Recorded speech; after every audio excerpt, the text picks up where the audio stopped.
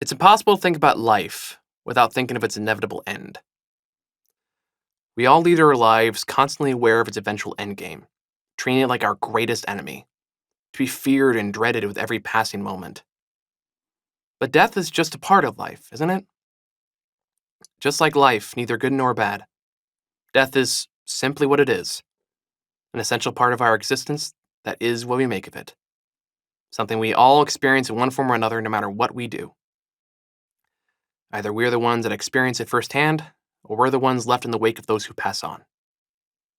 It's not easy regardless, but it is something each and every one of us will have to contend with at some point, one way or another. And because of the complexity and the emotions dealing with it involves, every culture and mythology has developed their own way of viewing and perceiving it. In Christian mythology, it's contended that you will either go to paradise or to misery, depending on your life and the deeds you committed within it. While atheism contends that life simply ends, with no continuation of any kind, just for a couple easily recognizable examples in Western cultures. But the perception of death I want to focus on today actually comes from Hindu philosophy, which stipulates that our bodies are just mortal vessels for our souls. That when we die, we are simply releasing our souls in order to be born anew. It's a philosophy that isn't meant to soften the pain that death can bring, but allow us to accept it as a friend and ally in our final days. That death is merely part of the natural cycle that repeats until our soul truly finds peace and balance. Granted, this is a very surface-level explanation of a small piece of Hinduism, the complexities of which I won't even pretend to understand beyond the most basic concepts. But it's still a fascinating interpretation of how we exist before and after our death. And to explore this Hindu concept further, let's examine the many deaths of Laila Starr, written by Ram V with art by Felipe Andrande and published by Boom Studios in 2021. It begins on a Wednesday afternoon in Mumbai, just as the December sun begins to set. A woman named Mrs. Shraw is being rushed through traffic. Her baby is in the process of being born. Meanwhile, the TI Media Studies class of 2019 is having a final year party on the 6th floor of the Arya Towers. A woman sits by the window with a cigarette, lost in her thoughts, as the man she's not listening to continues to ramble on. And this is when we're introduced to our protagonist, Death, who is going up to the top of the Silver Tower to meet with Brahma, the god of creation, knowledge, and Vedas.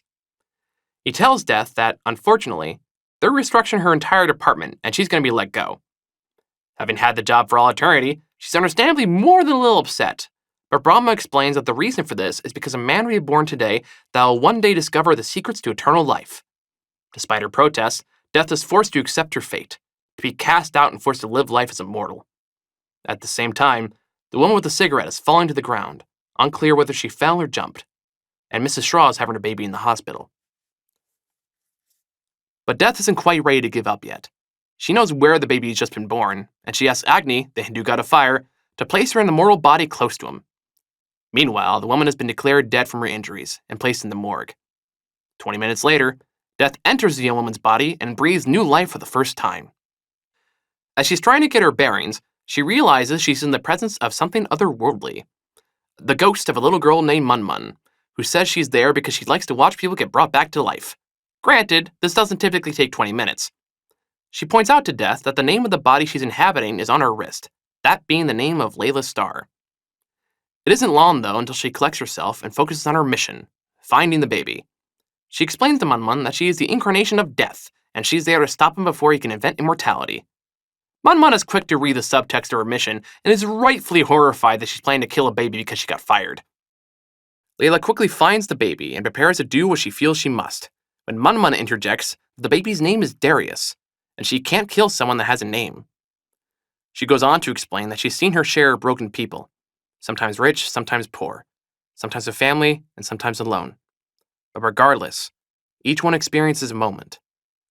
Amid the pain and despair and all the indignities of a dying body, there is a moment of grace.